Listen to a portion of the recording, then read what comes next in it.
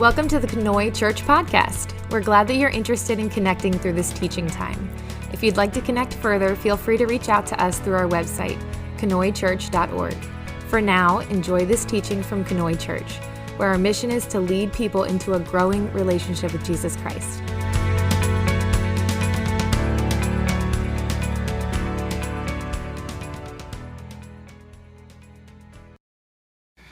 Good morning once again, guys. I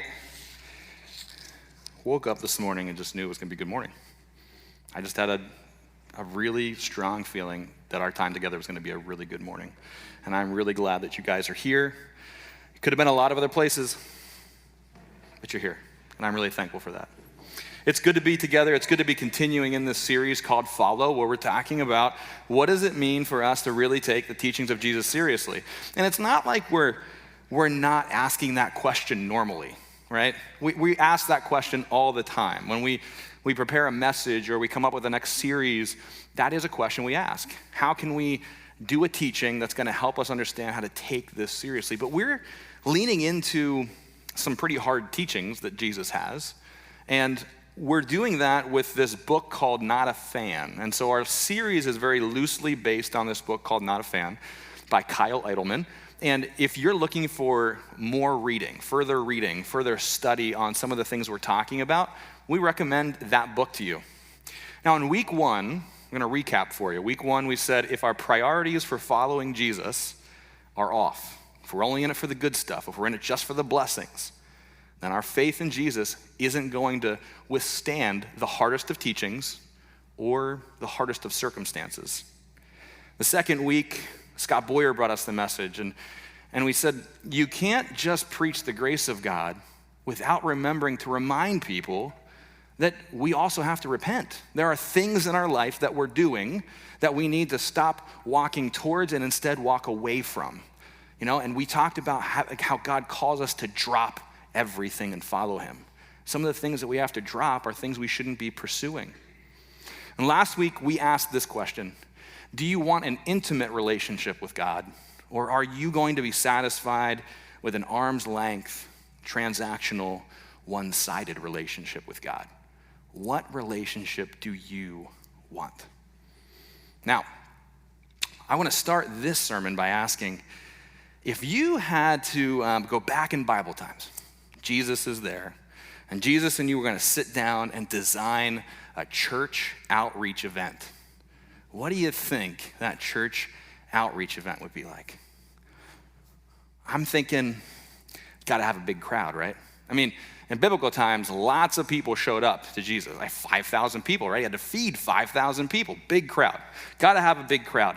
How are we going to get an extra big crowd for our outreach event, Jesus? Well, we'll have everybody go home and they invite one or two of their friends or their family and they come back. The person who invites the most, they get a free miracle, right? That'll be an easy way to encourage folks to invite other people. When they come back, we'll have a big carnival. Lots of games, lots of fun. We'll have chariot races. If we're around here, probably goat races, right? Jesus might be in a dunk booth, or maybe it's your favorite disciple in a dunk booth. Come up and try and dunk Peter in the dunk booth. Maybe we'll have a water to wine booth. That'll bring people in. I swear it will. We're going to have some live music. We'll get like a King David sort of person to play the 12-string lyre. All the loaves and fishes you can eat. And if we run out, Jesus is going to make more, right? That's probably what Jesus' church outreach event would be like, right?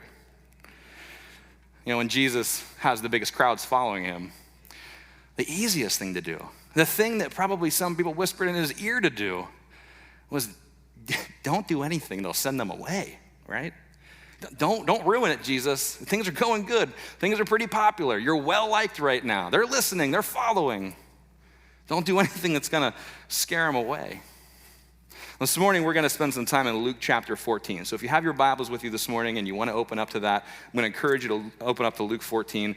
We're going to spend the whole morning in Luke 14, but we're going to jump around a couple different places. We're going to start in verse 25 this morning. It starts this way. It says, large crowds were traveling with Jesus, and turning to them, he said, if anyone comes to me and does not hate father and mother, wife and children, brothers and sisters, Yes, even their own life, such a person cannot be my disciple. And whoever does not carry their cross and follow me cannot be my disciple. And we'll pause there. Because that's probably the moment when the disciples are like, whoa, Jesus, hey, whoa, you need to calm down. You have a big crowd here. That kind of talk is going to scare people away. Hate their father, their mother, their wife, their kids, their family, their own life. Come on, Jesus, no way. You know, and we read that passage, and we probably approach it a couple different ways too. We think like, well, he's probably not talking to me. He's probably talking to the people who have to take this following Jesus thing more seriously than everybody else, right? He's talking to the disciples, if we put it in context, the disciples. Today, he's probably talking to like the priests and the pastors and the Christian teachers, like those folks, yeah. But if we look at the verses I just read, it says that Jesus is with the large crowd, and turning to them, the crowd, he says. So we can't say he was talking to a specific group of people, because he's not. He didn't turn to the disciples. He didn't say, let's come have a holy huddle and we're going to talk really quick. I got something for you that's not for everyone else. No. And then when he looks at the crowd, he says, anyone who wants to follow me. So it's not really possible for us to look at this passage and say, it doesn't apply to me, unless we don't want to be followers of Jesus. If you don't want to be a follower of Jesus, then yeah. If anyone wants to be my follower, this is what they must do, right? So if I don't want to be a follower, okay, then it doesn't really apply to me. Well, then the next thing that when we read something like this we want to do is we want to push back against it and say, well, there's no way that Jesus actually meant this, because this flies in the face of other teachings, right? Honor thy father and mother. Love your neighbor as yourself. And our family is kind of our first line of neighbors. They're the people that we're closest to. He can't really mean that I need to hate my family, right? But that's how it would have been perceived. I need you to understand that you and I don't live in biblical times. If you lived in biblical times and you followed Jesus without the blessing of your family would feel like you hated them. They would even say to you, why do you hate us so much? If you were a fisherman and you followed in your father's footsteps to take over the family business, and this rabbi comes up to you someday and says, hey, I want to make you a fisher of men, and you drop your nets and you follow him for the next 3 years, for 3,000 miles, your family is going to feel rejected. You have just rejected the family trade. And they're going to say, why do you hate us? I mean, Jesus is being really honest with people here. What he's talking about is counting the cost before we take the step of following Jesus. Following him may offend your family. It might mean hurt feelings. It might mean being cut out of the will or being cut off from your family, never to speak again.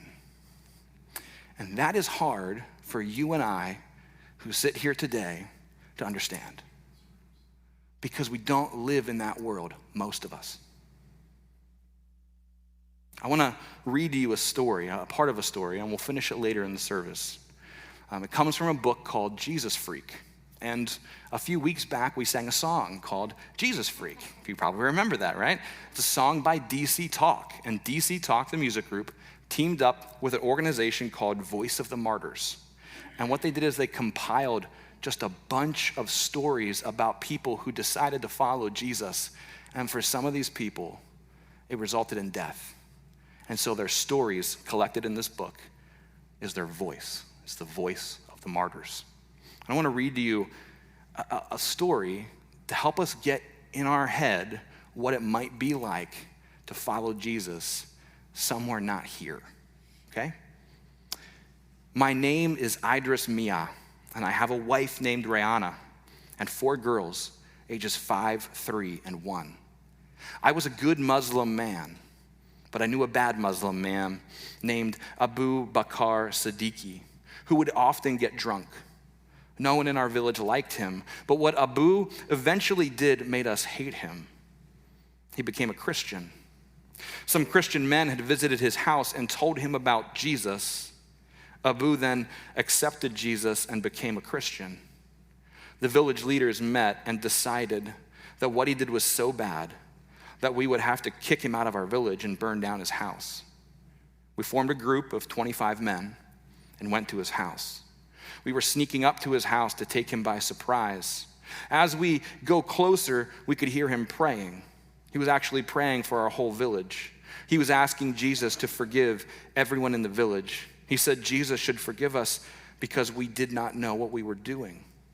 This made us angry because we thought we knew what we were doing. Then all 25 of us rushed into his house to apprehend him. I'm going to pause there. This is not a story from biblical times. This is a story from 1995, okay? And if you would like more stories, more up to date than what's in a book that was published then, go to the Voice of the Martyrs website. There are videos, there are interviews, and there are more stories there. For this guy, he's got a life change, right? He's somebody who gets drunk. That's what we know about this guy. Some people come to visit him, some missionaries will assume, and he realizes there's the grace of God, but I need to repent. And so he walks this way towards drunkenness, and he turns the other way, and he becomes a Christian.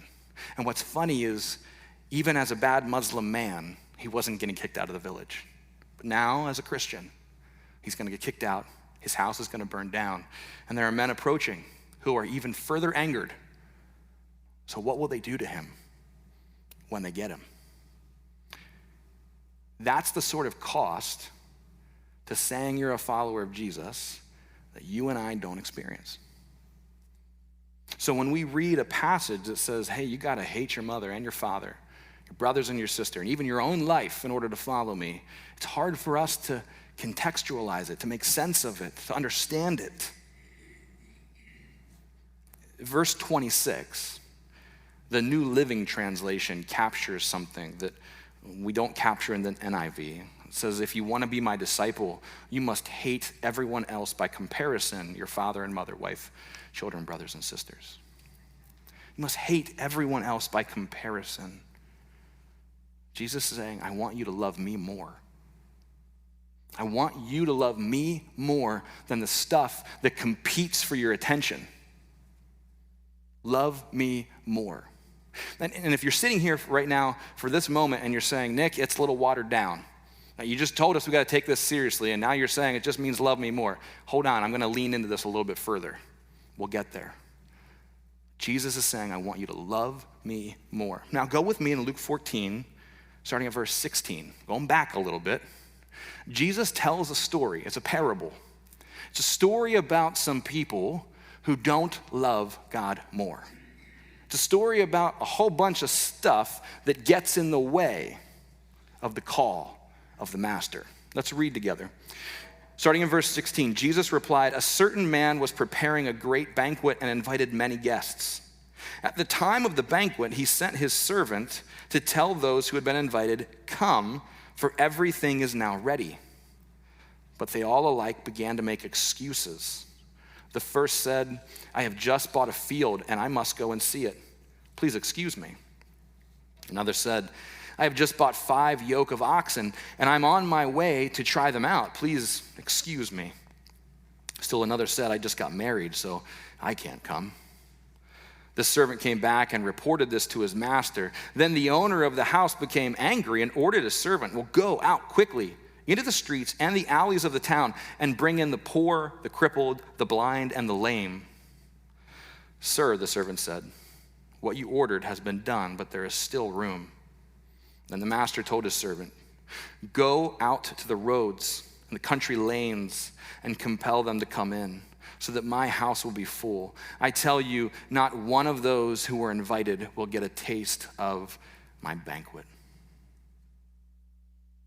I'm going to stop. Guys,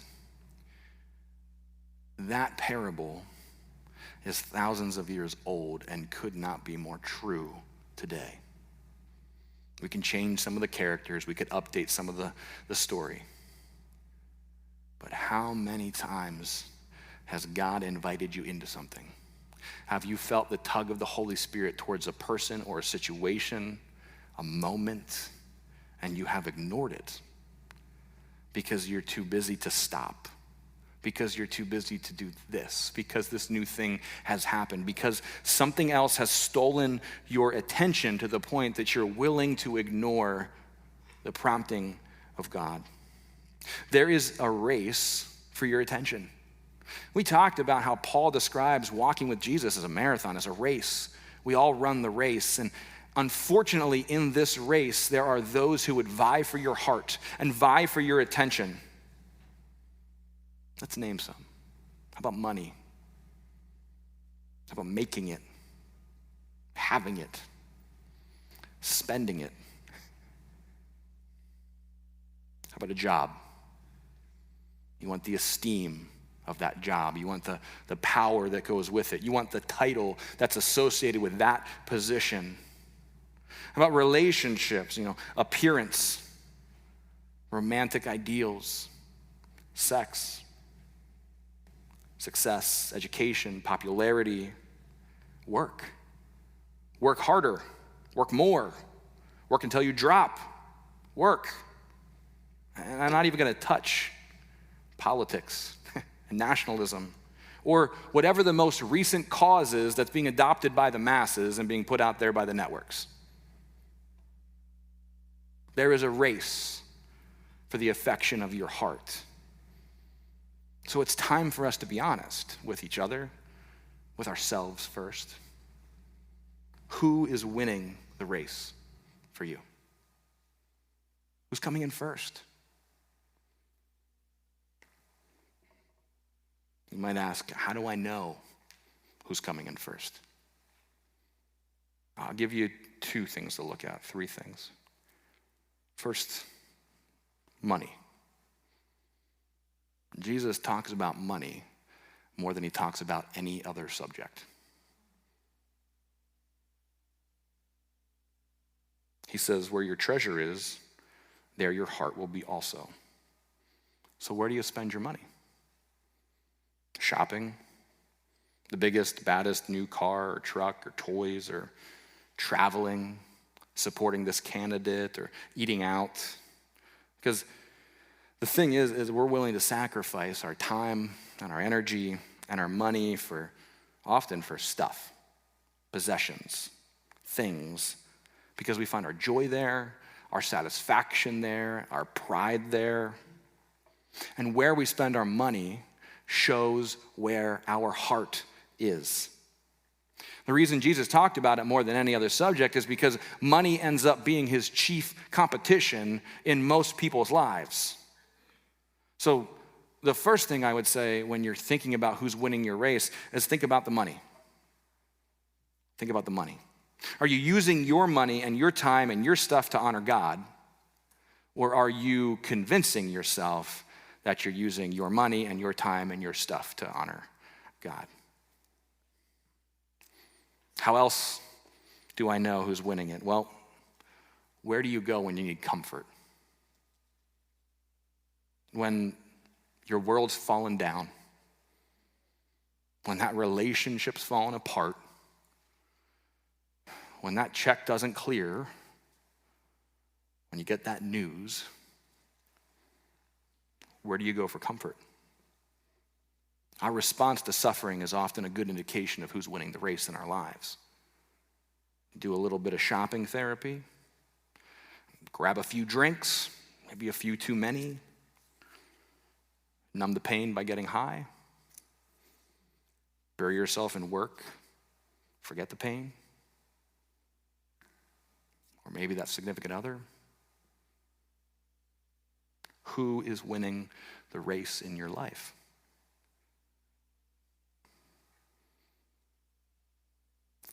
The race for your heart, it's not just about Jesus coming in first. Jesus doesn't even want there to be a second place. He doesn't want anyone else on the track. No other competition with him. You must love me more. So much so that it seems like you hate the other stuff. That's how much Jesus wants your affection and your love and your heart. Love me so much that no one is on the track because it seems like you don't like them. It's not a comment on how much you should hate. It's a comment on how much you should love. Hear that? It's not a comment on how much you should hate. It's a comment on how much you should love Jesus. Imagine if you sat down with your fiance to talk about marriage and you said, I love you. I commit to working hard on this relationship with you. In sickness and in health, I'll be there. And your fiance smiles at you and looks back at you and says, I love you and I commit to working hard on this relationship with you. In sickness and in health, I'll be there. Just one thing, I still want to see other people. And you say, wait, what? How can you love me that much? Like, how can you say you love me, that you'll be there for me through thick and thin, through sickness and in health, that you love me and still you want to be with other people?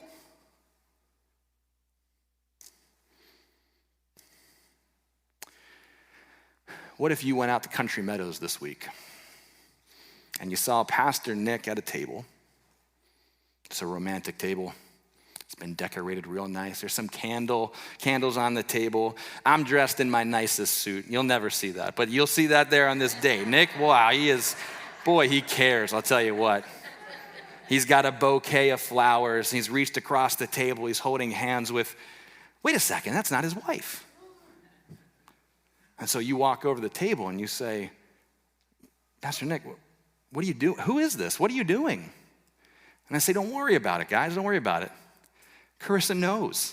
She knows, even though I'm on this date, she comes first. It's okay. And so you're so bothered by it, you call my wife and you say, Carissa, you'll never believe what I saw. And so when I go home, what do you think her reaction's gonna be?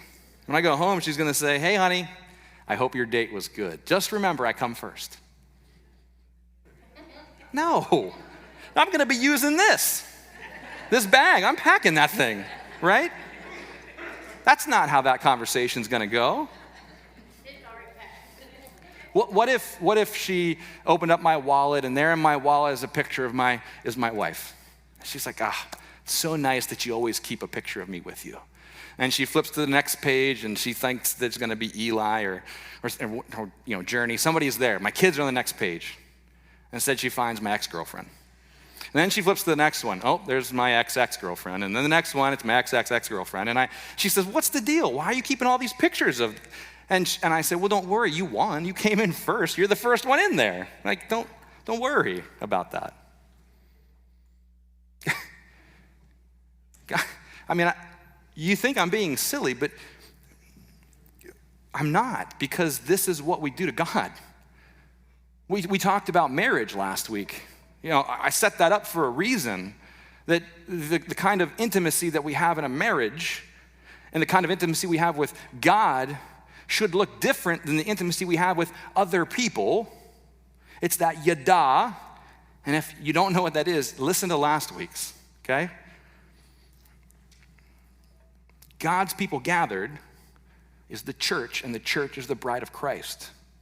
And when God's people gathered choose other things than God, that is idolatry. And God sees idolatry as adultery. The prophet Ezekiel describes our split focus from God in Ezekiel 16. He says, we're giving gifts to our lovers.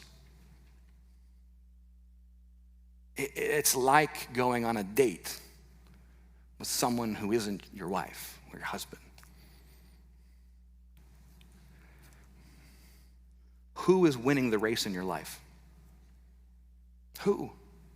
Are you dating or courting something else in your life that you are giving gifts to, that you care about, that you're spending your time with? What else is on the track in the race that you need to get off of the track because God doesn't want to share the track with anyone? There's no one else that should even come in second because you love God so much it feels like you hate the rest of it. It's a commentary on how much we are to love God. And when we come to know Jesus and we say we want to follow him, he's telling us, this is what I want. Not split focus, not you chasing something else. I want all of you, and I want you to want all of me. He's saying, count the cost before you sign up for this. Because when those disciples dropped their nets, they walked for 3,000 miles over the next 3 years. And they went through a whole lot, and they watched their rabbi, their teacher, their friend, their Christ be killed in front of them. They went through the worst of circumstances. They heard the hardest of teachings. He's saying, count the cost before you come and follow me. Luke 14, verse 28, we're going to read this last part. He says, suppose one of you wants to build a tower. Won't you first sit down and estimate the cost to see if you have enough money to complete it? If you lay the foundation and you aren't able to finish it, everyone who sees it will ridicule you, saying, this person began to build and wasn't able to finish. Or suppose a king is about to go to war with another king. Won't he first sit down and consider whether he's able with his 10,000 men to oppose the one who's coming against him with 20,000? If he's not able, he'll send a delegation while the other is still a long way off and ask for terms of peace. In the same way, those of you who do not give up everything you have cannot be my disciples. This is addressing the same crowd as the first passage we read. The same folks. He gives them the hard teaching. Love me so much that there's no one else on the track. But count the cost. Do you have what it takes to finish the race with me? Because the race is going to be hard. It's going to be long. Count the cost. Do you have what it takes? Can you follow me? Not asking for perfection. I'm asking for your persistence and your perseverance. Come with me. And as hard as it will be, stay with me. Do you have what it takes? Count the cost. He's not trying to pull the wool over everyone's eyes. He's not trying to put a little sugar on the medicine to help it go down. He's giving it to you straight. This is going to be real hard. And there's going to be a whole lot of stuff that want your attention and your affection and your time and your energy. And they're going to try real hard. But you got to reject it. It's like you hate it. Can you do that? Are you prepared to go on that journey? Let's finish our story about Idris from the book Jesus Freaks. All 25 of us rushed into his house to apprehend him, but there was an invisible force that would not let any of us enter his house to drag him out. We all became scared and everyone ran back to his house. When I got home, I could not sleep. I kept thinking about Abu's prayer. He said we did not know what we were doing. Was it true? Was he right? I tossed and I turned, but could not get the experience out of my mind. Finally, at 3 a.m., I could not wait any longer. I went back to Abu's house and I said, "Who is Jesus?" He told me how Jesus gave his life for sinners and how I could be saved. And after 3 hours of this, I asked Jesus to forgive me and I surrendered my life to him. Jesus saved me. I rushed to my house and I shared what happened to me with my wife, and she became a Christian along with my children. And as the news of our conversion spread, the village leaders, including my father-in-law, condemned us. They said that no one can hire me to work in their fields. I am poor and do not own any land to farm myself. If no one will hire me, how can I support my family? They said they'll give me 7 days to change my mind and become Muslim again, or they'll kick us out of the village. Thank God they haven't done this yet. My children have already been kicked out of school because we became Christians. I have the joy of Jesus in my heart. I give my life and my family to Jesus. I hope this gift is acceptable to my Lord. Is this the story of someone who is a fan, an enthusiastic admirer of Jesus? Or is it the story of someone who's a follower? Someone who was a part of the gang that would tear a man from his house and burn his house down. Someone who intimately knows what the cost of following Jesus is and then makes the same choice himself. And now will lose his house and his work and his children's education. And in the face of it all, he says, I have the joy of Jesus in my heart. I give my life and my family to Jesus, and I hope that this gift is acceptable to my Lord. That's no fanboy. That is a follower. In so many other places in this world, it is even worse than this. There are those who dig their own grave before they tell their family that they have converted, because they know their family will kill them. There is a cost associated with following Jesus. And the blessing and the curse of living where we live is that you can say you're a Christian without causing any trouble here. I'm thankful for that. I'm thankful that we have freedom to follow God. I'm thankful for that. And at the same time, because it's easy to claim that I follow Jesus, it's easy not to count the cost. Because on the surface, there doesn't seem to be any. And if I don't have to count the cost, then it's really easy to end up in a race for my love and my heart and my affection, and Jesus isn't even in the top 5. He's just one more thing I do during the week. Church is one more place I go. I check it off my list.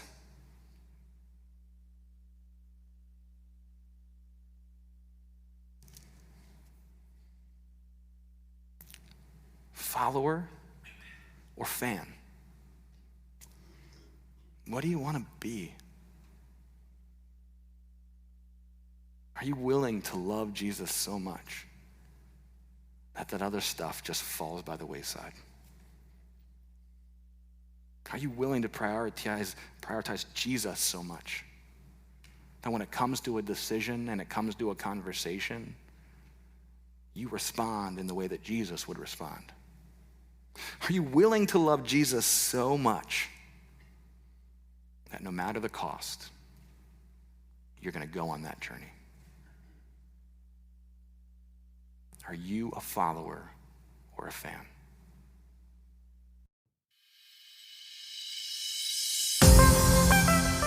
Hi, this is Pastor Nick. Thanks for listening. I hope something that you heard today was very helpful. If you want to connect with us further, feel free to check us out on Facebook, Instagram, or our website, kanoichurch.org. Sure, I'm glad we're in this together.